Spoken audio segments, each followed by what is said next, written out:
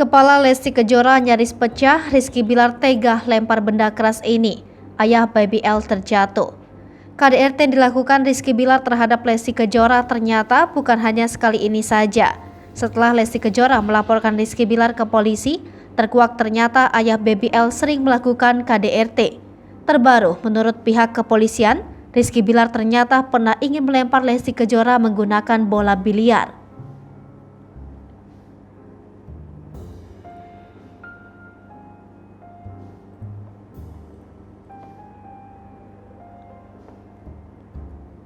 Lalu, Kombes Pol Endra Zulpan menerangkan jika Rizky Bilar sebelumnya pernah emosi sehingga mau melempar Lesti Kejora menggunakan bola biliar.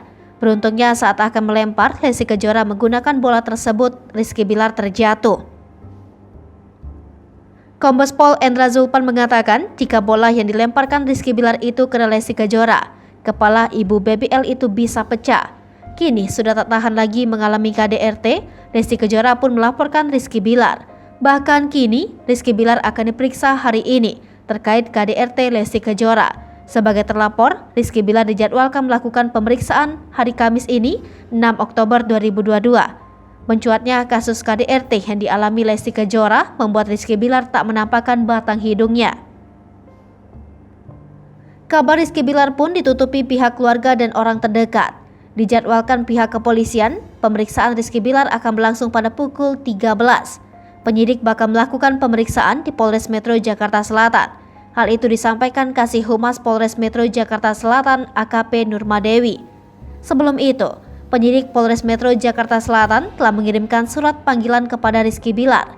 Kini Rizky Bilar tak mengindahkan panggilan tersebut, maka pihak kepolisian bakal menjemput paksa. Akan diperiksa hari ini, ternyata saat olah TKP, Rizky Bilar melarikan diri dari rumahnya.